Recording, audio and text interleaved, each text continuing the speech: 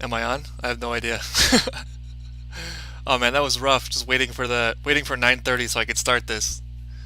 So yeah, welcome to the stream. There's a lag, so I don't know if you guys are getting the lag too, but I don't know how this is gonna go. This is my first live stream. I don't know who's watching. I can see that 6 people are watching. I don't know who they are. But my goal for this is to just kind of talk about the show, reflect a little bit, and then I was hoping to go through comments. Yes, finally, a comment. Manuel Alves, thanks for coming, man. I appreciate it. So yeah, I figured we would go through the comments a little bit, and I could respond a little more in depth because I feel like this is such a good show to discuss, and it's responding in the comments is not the most adequate place to really have a discussion.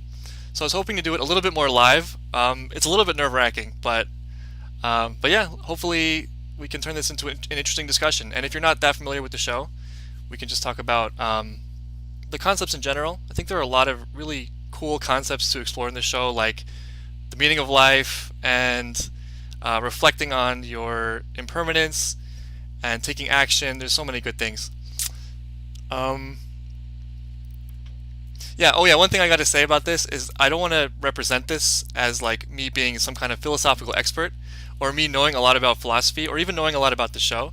I'm just a layman. I mean, I'm interested, but I can't say that I'm very well read or that I know a lot of.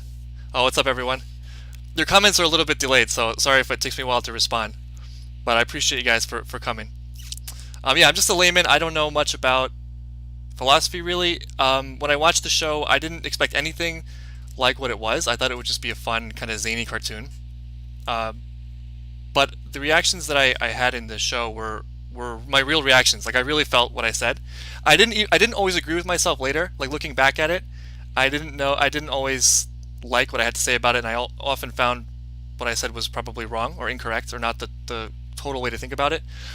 But it was my genuine reaction. So yeah, we are all here together in the live. Yeah. It's funny how it's all my friends here basically, with a few exceptions. I basically like pressured you guys into coming and supporting me on YouTube. But I'm glad we're all here. I mean, that's great. We can make the most of it. Yeah, so I guess why don't we go through some comments and then we can use that as like a jumping off point. A philosophy major knows the extent of the lack of knowledge. Yeah, that's true. That's true. I think that was Socrates, right? The Oracle at Delphi. Um, Socrates was the smartest man because he knew nothing, something like that.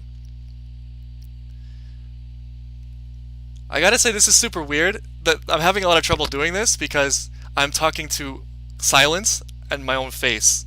So it's hard to like usually when you have a conversation with someone, or you know if you get like some kind of feedback, like facial feedback or like sound feedback, like someone's like mm-hmm. So it's weird. I feel like I'm in this weird void, but I'll do my best. All right, let's see. Let's go to comments. Give me a second. I want to adjust the. I'm gonna adjust this a little bit. You guys can see my screen. Hopefully. Nope, that didn't work.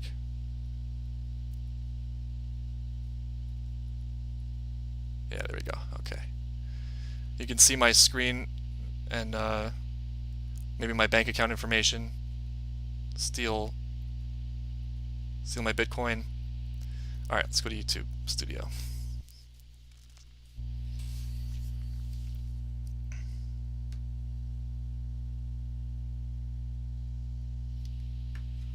I'm getting some coaching from friends via text. I appreciate that.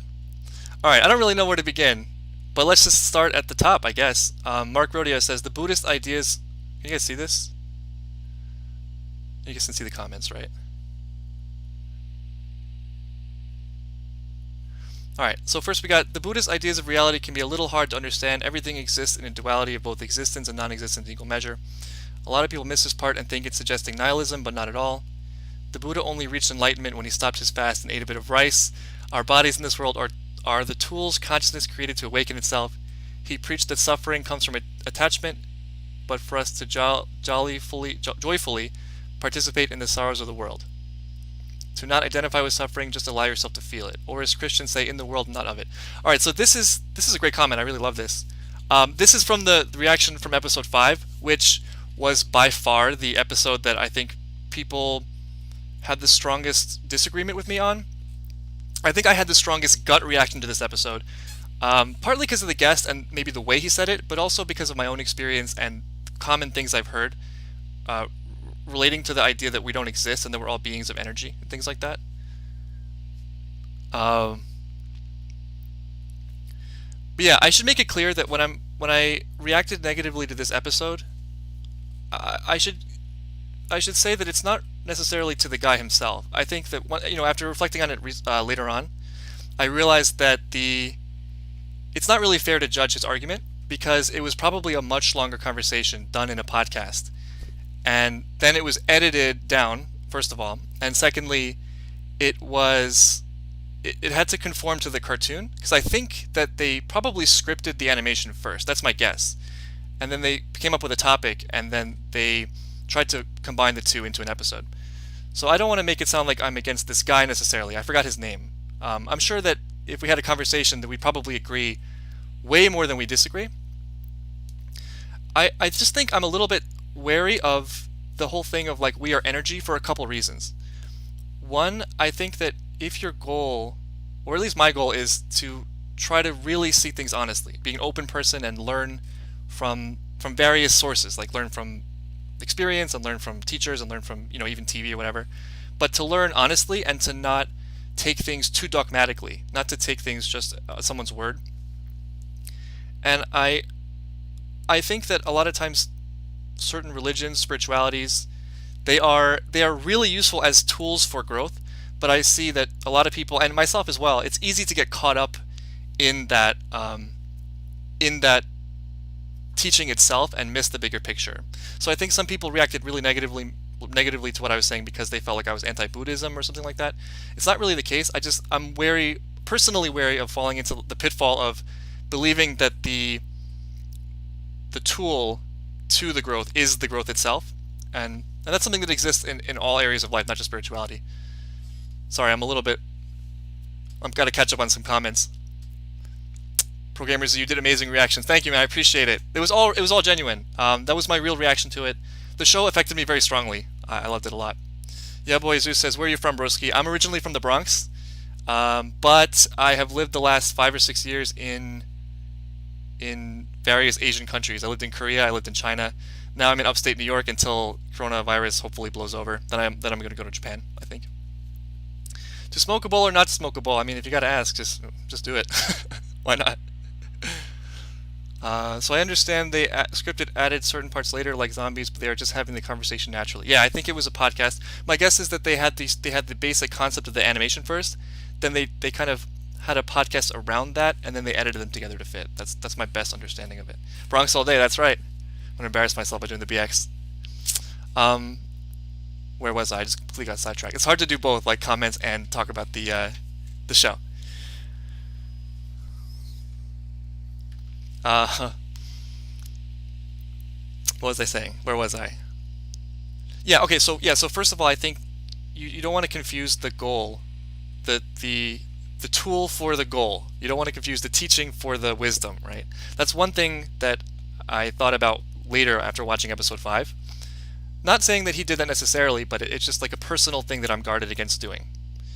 The other thing is, if you really want to experience your life honestly and openly, I don't really see how you can deny your physical form and your humanity. I mean, I think humanity can be a beautiful thing. I think it should be a beautiful thing. I think that maybe the pain comes in when you try to deny things. If you're trying to hide from truth, I think that's when pain comes in. And I think that if you really look at humanity honestly and take it all in with the bad, the good, the suffering, I think that humanity actually can be beautiful. And so I'm wary that I'm wary of the idea that you should downplay humanity and downplay your own existence and downplay the fact that you have any agency in your own life. Because I think that for most of us, well, for everyone, I guess, we experience life, so that has a reality of its own, and it should be taken seriously. I don't want to kind of disregard it or downplay its importance, because it is important. Does that make any sense? I'm kind of rambling here, but there's a second podcast of Duncan with his mom. I had no idea. Dragon Ball Z, and I don't know. I think I just got disconnected. Sorry about that. If you guys had a skip, but I'm a fan of Dragon Ball Z, and my favorite part of the original Dragon Ball is Roshi says the truth is only painful if you lead a life of lies, and thinking about that has kind of made me see everything differently. I'm always thinking about anytime I have pain, I'm like, what am I lying to? What is the lie? How am I lying to myself? Or what's the false belief that I have? And yeah, so that's kind of my entry point into thinking about this stuff. Cookie Kutsuya says you have to accept both. In fact, you have to accept everything as it is, and you have to learn to love it all. Yeah, I like that. I agree with that. That's kind of my thinking. And I'm not saying that Jason was his name, I guess, in the show. I think that Jason probably would agree with that. And he does say at one point that it's not nihilism, it's just not taking things so seriously, and I do agree with that. But yeah, I want to really see things as they are and embrace it, and then use that as a way to live as an honest, open person.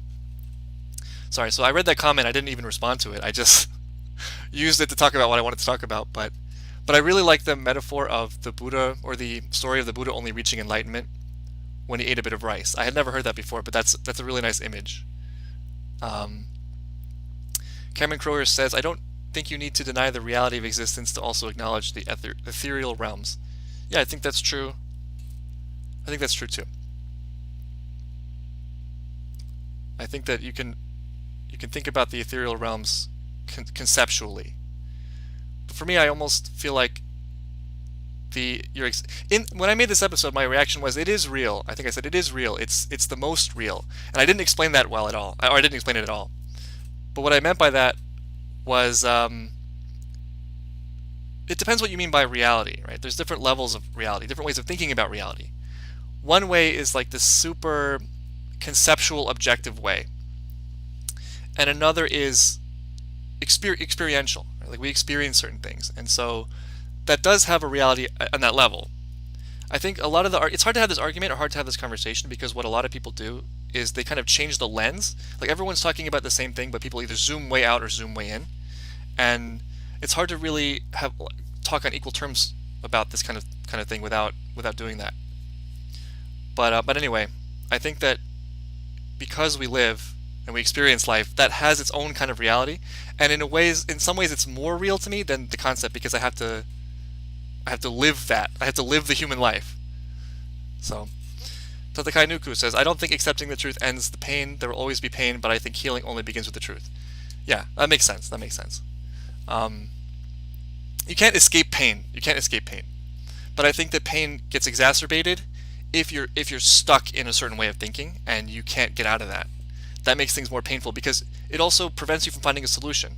If you can't honestly understand what the problem is or what the lie is that you're operating under, you're just going to keep repeating the same mistakes again and again, and it's going to get increasingly more painful. Cookie Kutsuya says, how do you know it's the most real? Have you ever been in a dream but aware? Sometimes it can feel more real than real life. Yeah, that's a good point. I don't really know how to answer that. I don't know it's the most real, objectively speaking, but experientially, my waking life feels more real than dreams. And I spend more time there. That makes sense. And also, I don't really need to plan for dreams. I don't need to plan how to live in dreams. I just have dreams. But I need to plan how to live my life, I have more control over my actions in real life. So it's just, in terms of practical use, my daily reality is what I think about most. And I think that the spirit levels and energy levels, solar beings, all that stuff is interesting to me. And I can't, in good faith, say that that's not the case. But it doesn't have as much resonance with me as a person. You gotta spin, Leonardo DiCaprio. If you never stop spinning, it's a dream. That's true. At times I think reality is subjective. I think certain aspects of it are subjective, but certain aspects aren't. Great commentary. Alright, let's move on. What else we got? Cameron Crowhurst, you're not missing anything by being all over the place. You're a scanner. Read Refuse to Choose by Barbara Sherritz for making sense of the unfocused ambitions and doing all of it freely without compromise. This is in reaction, I think, to the guy who did magic. He's talking about being dedicated to his craft. This is something that's so deeply personal to me and so difficult for me to navigate because anyone, most of the people in this livestream know me, you guys know that I'm all over the place. Like I dabble in just about everything there is to dabble in, and I never really focus or do things at a masterful level, let's say. So it's interesting to hear that there's a name for that, a scanner. I'm definitely going to check out this book. I hope that this person, Barbara Scher, has a meaningful answer to the question: how do you elevate your life to the next level of achievement, or the next like hierarchy of needs, let's say, while not choosing something, while not specializing in something. That's kind of the question I have. That's where I'm at now, basically.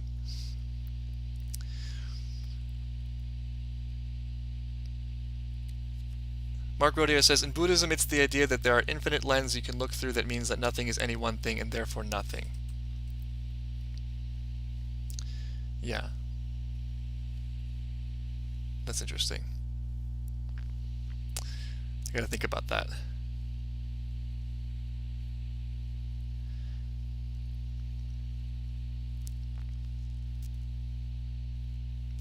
I can explain his so-called magic, but yeah, too much to write. The magic thing, yeah, I got the sense that he was talking about something that he really loved, but I guess for the nature of the show, there was just too much terminology that we would need. We would need a little more background for it to be something that was meaningful to a broader audience, and I think that just didn't come across in the way the show was put together. But it's not, not an attack on the guy. It's just the way it happened. Mazadok says, watch the whole season during the peak of some acid was such an experience. This is something that came up a lot in the show, a lot for comments. A lot of people mentioned hallucinogens, and I think that that's something that's an experience a lot of people had with the show, and they see that the two go together, and I definitely understand that. I'm always a little bit unsure how much I should go into this, my own hallucinogenic experience on a public platform on YouTube, but as someone who let's say who has explored hallucinogens to some extent, I can see your eyes. Yeah. Is it weird that you can't see your eyes? As someone who has explored hallucinogens, I feel like I got more out of the show just listening to what they were saying. In fact, I think there were two competing elements of the show that were kind of conflicting. It felt in a way like too many cooks. Like there was the animated storyboard and the story they were trying to tell with the animation, and then the podcast story, and it didn't always come together for me. And I feel like the animated section of it was really geared towards hallucinogenic experience, and the podcast wasn't necessarily, like some of it was maybe, but I think the conversations were so good. I mean, even when I didn't agree with them, the fact that they were bringing up these topics that just are not explored in TV, really, was just so cool and so refreshing. So in a way, I felt like the whole trippy part, all the colors and the fast-moving things, that it sometimes got in the way.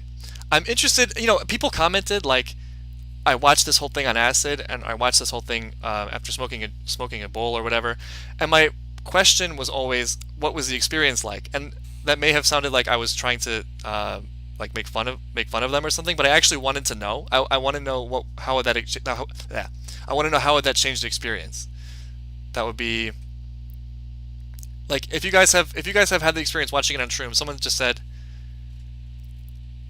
said they watched it on shrooms, right?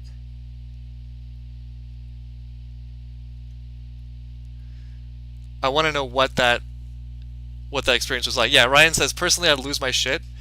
Yeah, I think I would too. I'm not sure I would want to watch it on hallucinogens. There's just so much going on. It's tough. Like it's a lot to watch sober because you have the talking and you have the animation, and the animation alone is too much maybe. But I think season 2 will better merge the two mediums, podcasting and animation. Yeah, that would be cool. I mean, this was the first season, and it's a kind of a novel concept, right? I don't think I've seen anything like this before, not that I can think of. So, again, not a criticism. They did a great job with the show. Not an important criticism, I should say.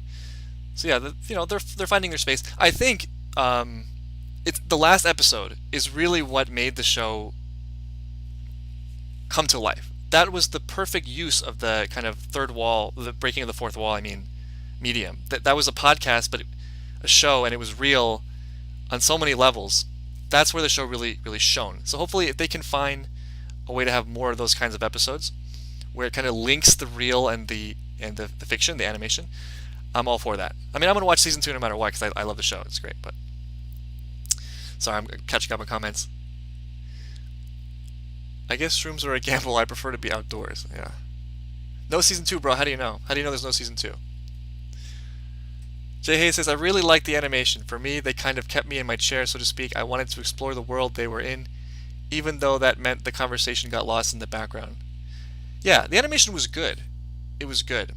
I guess for me, just my personality, I want to focus and hone in on one thing, especially when it's concepts or ideas. I really want to know what those ideas are. I really want to understand them. And I found myself a lot of times doing the reaction videos. I was watching them, and then I realized like I've just completely lost the plot of the animation. I don't know what is going on right now. And then sometimes I go back and watch it. Other times I just skip it. Let's see. Shrooms connect me to my emotions in a physical way. I think that's what they should be, ideally. I think that it should be kind of a gateway to yourself if used correctly.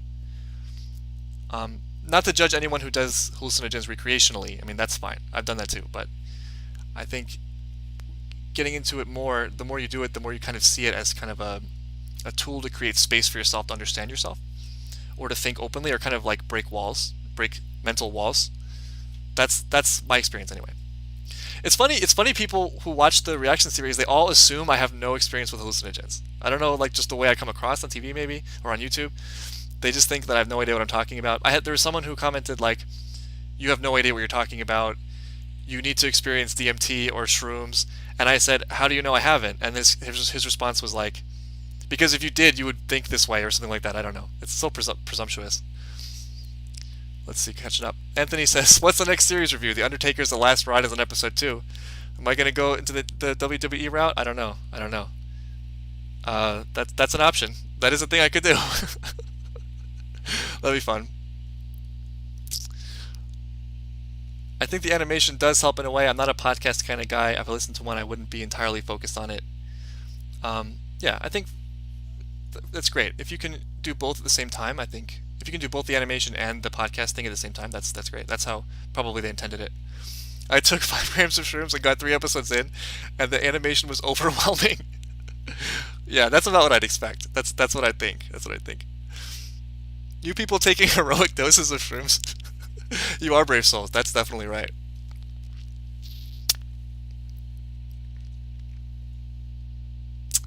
Hey, what do you think about the conspiracy theories the show addresses? Can you be more specific about conspiracy theories? Because the only one I can think of is the one about the embalming, and that one didn't really strike me as such a big conspiracy, as I said in the video I made.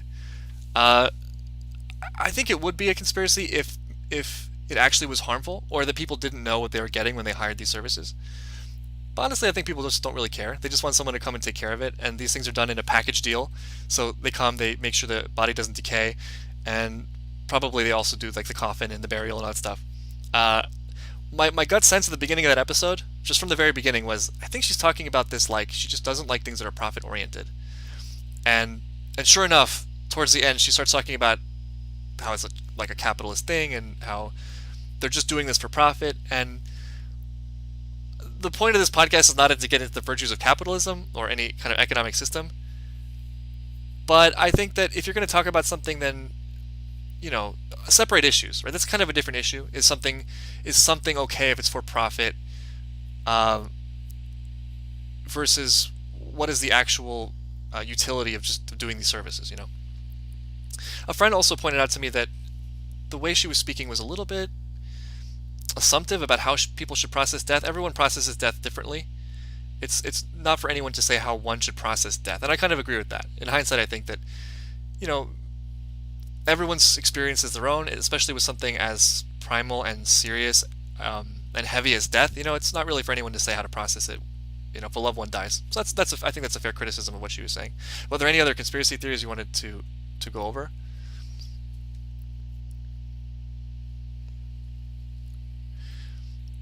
Why doesn't every business do things for profit? I mean, I think they should.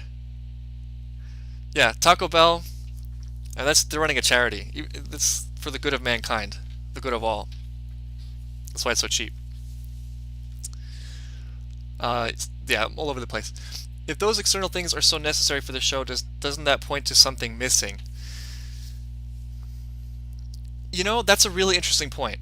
That's a really interesting point. I did feel at times that the creators or someone involved in the production, they felt a little bit insecure about it. They felt like maybe the podcast couldn't hold up the show.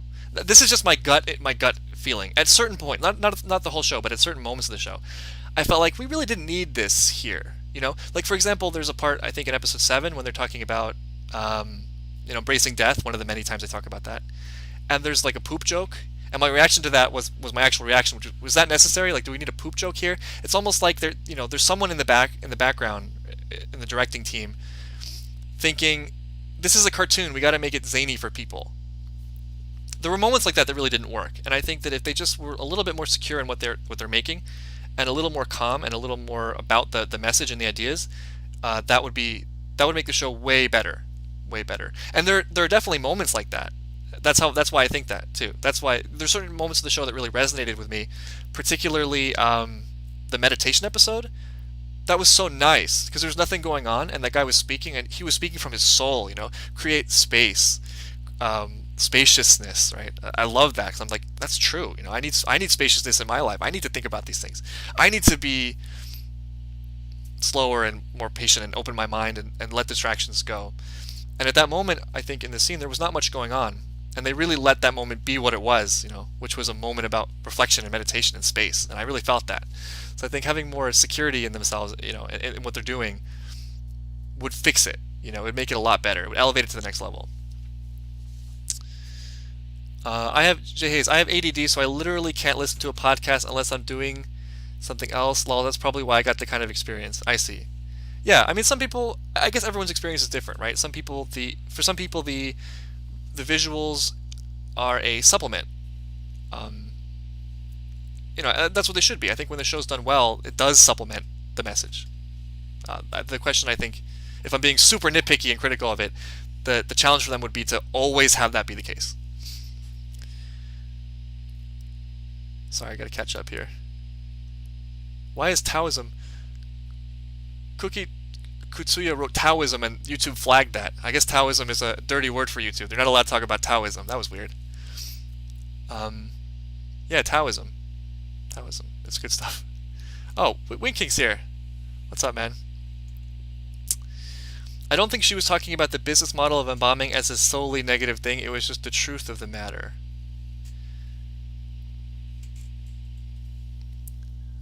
There's probably a lot of factual elements of that.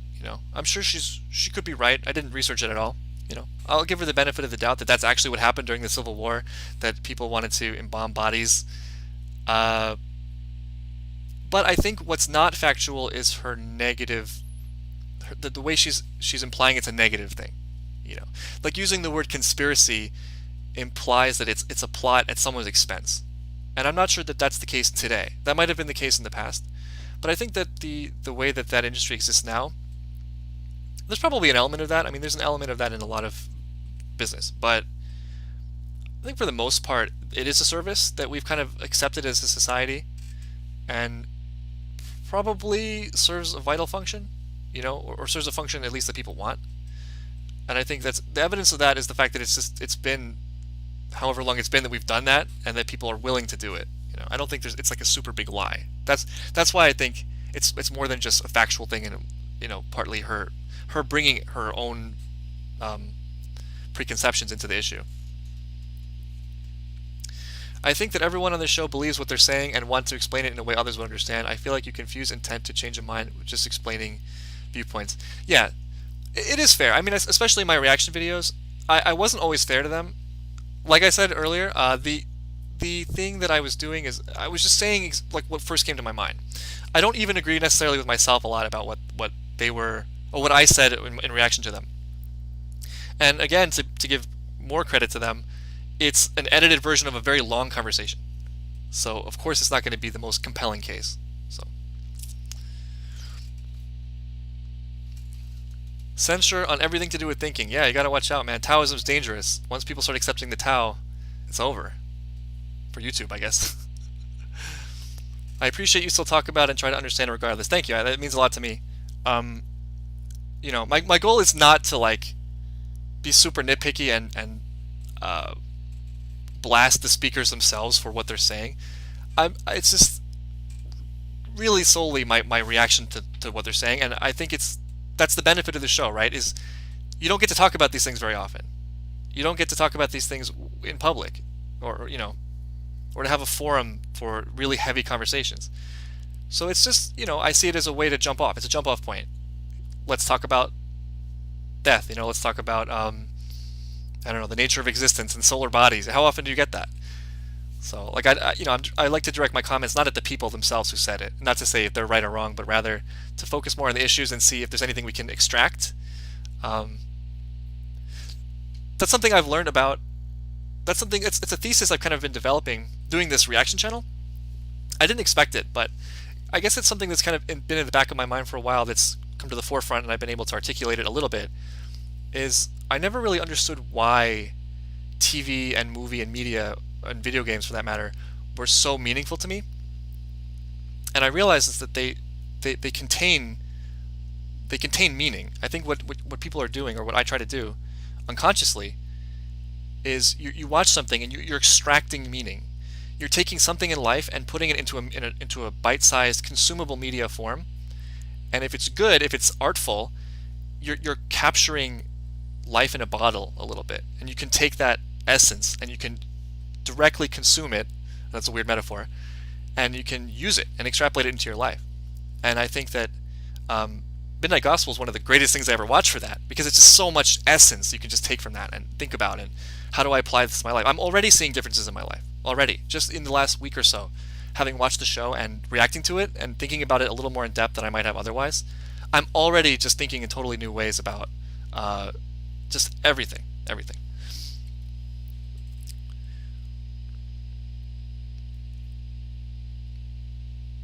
Oh, sorry, I'm missing a lot of comments. It's if I miss your comment, I'm sorry. Just ask it again. I'll try to answer it. But Sean Flanagan asked a good question earlier. You didn't get to it. If you were on the Midnight Gospel, what would you talk about? Damn, that is a good question. What did I talk about? Right now, just the way I'm thinking, I would talk about maybe the nature of belief.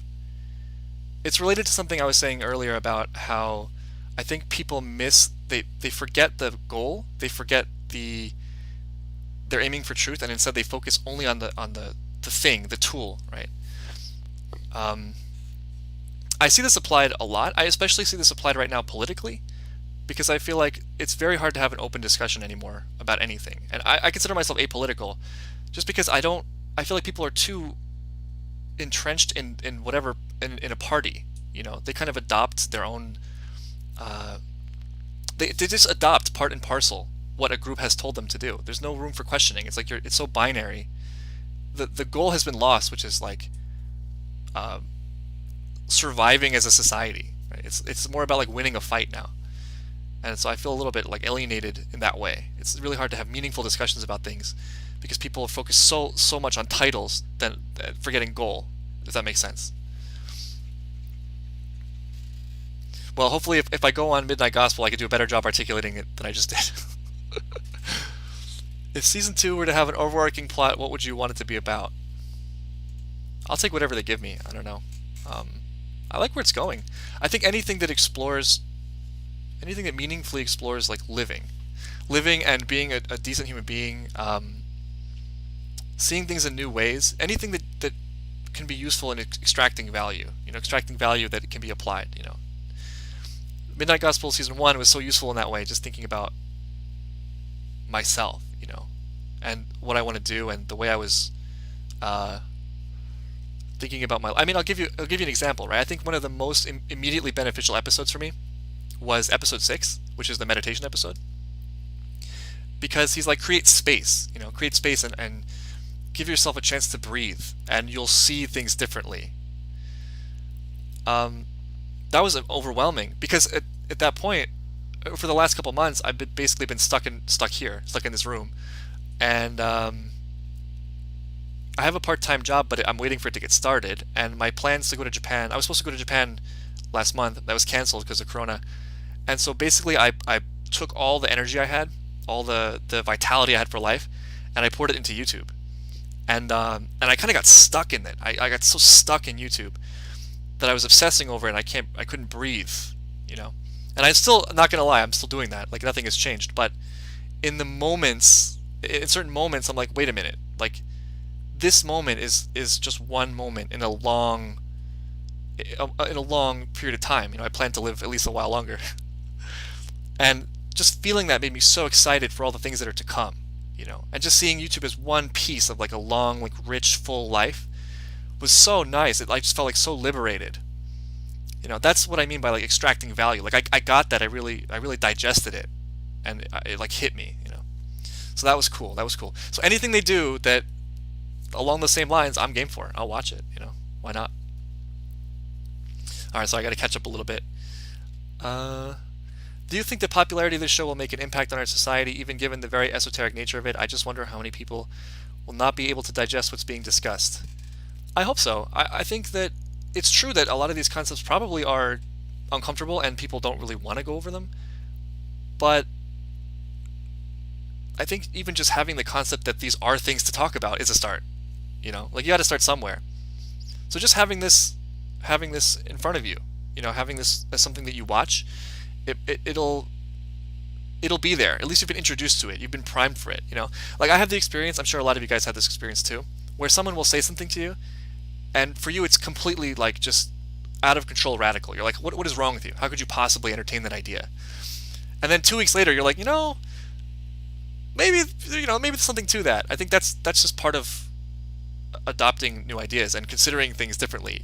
You're always going to have that resistance to it at first, but it creates a crack. You know, if it's good enough, if the argument is good enough or the idea is interesting enough, it'll like leave a little crack in your armor, and then it gets in and it grows, and then that allows you to be more open to discussing it. And you never know, you might end up just being like an expert on it. That's happened to me, you know, in some things. I've started things as arguments where I've vehemently argued against something, and then I find like 5 years later I'm 100% in agreement with it. You know, it has to start somewhere. Again, I'm sorry if I'm missing comments. You guys can repeat them if I don't get to your questions.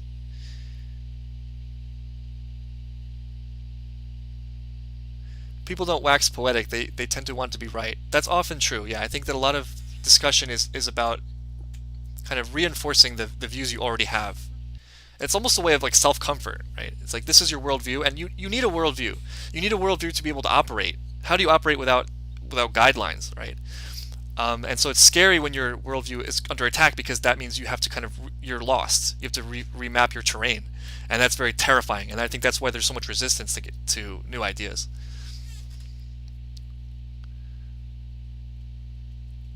And with right, they're able to reign over others and other beliefs. Yeah. There's a power element to it too, right? This is something I've been thinking about a lot recently. It seems like I'm seeing politics differently now, because I see it not as a way to improve society for people, but rather to kind of like get power for myself. You know, people who are in power, they need others to agree with them to have the power, and so they kind of disseminate these nuggets, or like these nuggets is a terrible word. Nuggets are good. I don't want to use nuggets in this context. These idea memes, let's say, and into the public, and people adopt it, and then they're having these battles on behalf of other people in power without questioning it. And so I think that ideas actually are a lot of times not genuinely about solving problems and being a good person, leading a good life, but rather they're just about like power. It's hard not to be playing someone else's game. You're probably playing someone's game. You know, if you're repeating something that you didn't come to on your own, you're repeating something that might be benefiting someone else, and you don't know, you know, why. It's everyone. It's not. This is common. I mean, everyone does this in some ways, but we all repeat things that we've heard. It's hard to have like true knowledge that originates from yourself for everything. It's impossible. But just to be conscious of it a little bit, I think, is useful. Have you ever tried DMT or ayahuasca, peyote? Well, I guess like when we're going all out here. Yes, I have tried DMT. I have not tried ayahuasca or peyote. There go my chances of being president. They say a humble man is wise, for he listens to everything before he judges. Yeah, yeah. It's hard to do. It's very hard to actually do that in real life, but I think that is an ideal. Yeah. Are you a podcast guy? If so, any recommendations? I don't really listen to podcasts that often. I do listen to Joe Rogan a lot, not because I particularly love Joe Rogan, but he just has really cool guests. Like I was just listening to Elon Musk, and it's always like crazy listening to that guy talk. Knowledge humbles you. Yeah, yeah. Yo, I like your shit. Love from Fresno, California. That also got blocked by YouTube, but thank you. I appreciate it, the kid. Knowledge can be arrogant too. Yeah, that's a really good point as well. I think that yeah, for sure, for sure. Um, people, I see that a lot where people use knowledge or things they've heard or read or know at to kind of again to kind of gain power over people. They're not really open to hearing new ideas. It's like this is what the truth is, and then that's it. That's where the end. That's where the conversation stops. I really admire how much you like episode 6. I had a hard time sympathizing with Clancy at first and getting used to the new structure of the episode, but after hearing you talk about it, I liked it a lot more. Thanks, I appreciate that. And someone else told me that too, and I think that it's because I really was looking at it as trying to get something out of it. It was kind of a selfish thing. I'm like, what can I learn from this episode? And I did really like Clancy, but I guess I just intuited that they were trying to set him up for something. That's part of the plot at that point. They're trying to set him up for false enlightenment or pre-enlightenment. I can't remember the term for it, where he thinks he's done, right? He thinks like I'm done learning. I'm done on my path. I've made it. So, Glorifier21, thanks for coming. I appreciate it. What do you do in your free time? I mean, YouTube, basically. These days. No, I have a very rich hobby life. I'm studying Japanese because I was supposed to go in April, but I'm now going in September, assuming that the Prime Minister of Japan, Abe, opens the borders for me, or for foreigners. So I study Japanese every day. It's the first and last thing I do every night. I read. Right now I'm reading Meditations by Marcus Aurelius, which is really cool. Speaking of meditating on death, I'm going to be reading some of the books that you guys recommended to me now. I have like a long list. I watch a lot of TV. I'm watching, for fun, I'm watching Terrace House. I don't know if you guys know that. It's a reality show, Japanese reality show. I also, I love video games. There was a very long period of time I didn't play games because I was living in Asia. But now that I'm home, now that I'm like stuck home, I'm playing the Mass Effect series right now, which is pretty cool. I'm having fun with that. And I like work out and play with my dog, usual stuff, nothing special. I'd really like to know more about Clancy's sister. I really thought that that's what they were going to do with that. I thought that's where the plot was going. I thought it was going to be some weird thing with his sister. Because everyone in the comments the whole time I was watching the show was like, oh my god, get ready for episode 8. Get ready for episode 8. And I'm like, I didn't know what to expect. I thought it would be more plot related. I didn't know like exactly how heavy it would be. But I thought it might involve his sister or something like that. You'll have to do a book review when you're finished with them. Oh man, I was thinking about that. It's tough, man. It's tough doing this YouTube channel because what was the term that they used? A scanner, yeah. So I'm a scanner, right? So I'm like all over the place. Sorry, I may as well just put. You guys are seeing the stream. I haven't really been giving much thought to format here.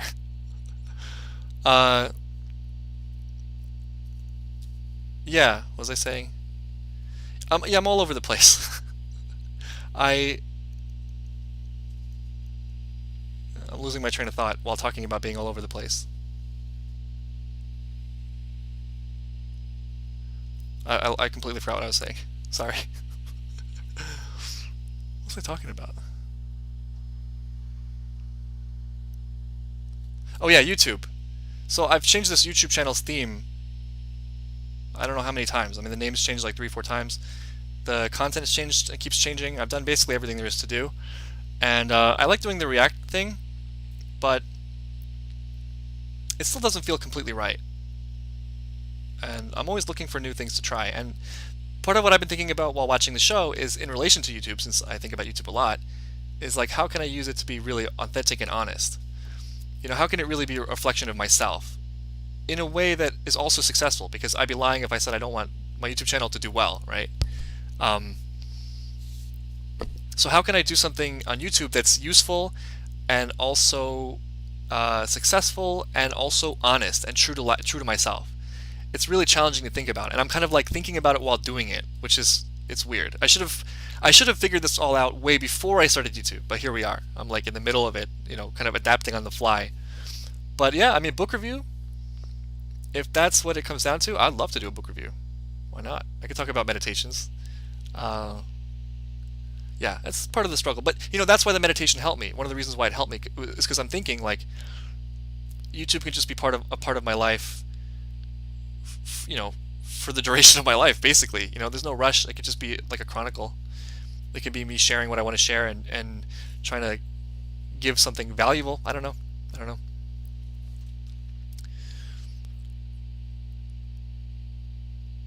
God willing, you never make it. I mean, I don't know how to feel about that. I understand what you mean, but we got another Japanese student. That's awesome. Jay Hayes. Japanese history fascinated me. Would like to learn more about it if I had time. Yeah, I've always been interested in Japan. I took Japanese in high school. The reason I lived in Asia is because I wanted to go to Japan. I got licensed as an ESL teacher to go to Japan, but just like things happened, and I ended up in Korea and then China, and then only now, like so many years later, am I going to Japan. Mass Effect's one of the best series, hands down. I'm really enjoying it. I'm on the second one right now. It's pretty cool. Meditations is one of my favorite books. The last paragraph statement is one of my favorite things. You should do a stream or video about your thoughts on it. All right, I can do that when I finish it. We can do that. Um, yeah, so I guess this has been going on quite a while. I feel like I've said most of what I can possibly say about Midnight Gospel. If you guys have any other questions or things you want to cover, we can do that. If not, we can save it for next time for the book review, I guess. I really liked how you put so much softness into Duncan's mom's design. How they put so much softness. Seeing how the artists see her was really neat. Trussell was on a podcast and said he was excited that his kid will get to see her. Yeah, thinking about that, man, it's just so devastating. And I mean that not in a totally bad way, but it's such a devastating episode 8. But what a nice thing, like Duncan has that thing with his mom. Like it's hard to think about that, but it's a really beautiful thing, and the fact that it helped a lot of people cope with, from what I hear, it helped people cope with their own losses, and I think what I really liked about that episode was the message. Speaking of extracting value, right? The thing that episode gave me was the idea of like breaking yourself. She's like, just you have to break your heart to kind of feel, and it's almost like a death and rebirth, and I've experienced that a bunch of times in my life where you're just holding on so tight, and again going back to the idea that you hold on, that's what causes pain. You hold on to ideas that sometimes causes you pain. The idea of like breaking it open and letting the floodgates open is powerful. It's powerful, and the idea of just like letting go, and really feeling it, like feeling the sadness, embracing it, kind of. I really like that. It's art. I think episode 8 is truly art. It's great what they did. For me, there's episode 8, and then there's all the other episodes. It's in a league of its own, completely. Have you seen Duncan talking to Rogan about his new show? I watched the beginning of that podcast, but then he started talking about, he said, spoiler alert, and I closed it because I hadn't finished the show. Maybe I'll go back and watch it. Yeah, episode 8. It's a tough one. All right, so I think I'm going to wrap this up. This is the end of my first live stream. It's been, by the way, your reactions to Midnight Gospel are one of the things that got me to listen to the Duncan Trussell Family Hour. I'm going to check that out since you guys have been mentioning that. I'll check out the Duncan Trussell Family Hour. Sounds good. That's cool. I think that's what it's about. It should be about getting things that help you, getting things that make you think in new ways. It's pretty cool. All right. Anyway, this time for real, I'm gonna head out. Thank you all for coming. This was a lot of fun. I really appreciate that you guys came to this live stream. Um, I didn't know what to expect. It's my first live stream. I was super nervous, but this is great. I want to try to figure out a better way to do this because it does feel kind of weird, like me just talking to the computer and reading comments. I wish I could figure out a way where it could actually be like a vocal discussion, but I didn't. I was thinking about having like people call in, but it seemed like a little bit too much on short notice. Maybe I'll think about doing that in the future. What I really want is I want to have more contact and a better way to discuss things with people, and not just it have be me like editing videos, like here's my video and then like bouncing. I would like to develop more of a relationship with you guys and watching things and doing things that are like useful and fun to do, not just doing things to make videos. But it's a challenge. Anyway, yeah, I have thought about a Discord. I have thought about that. I'll probably get there. I'll get there. But yeah, so thank you guys for coming. And I'll see you in the next video. I don't really know what it's going to be.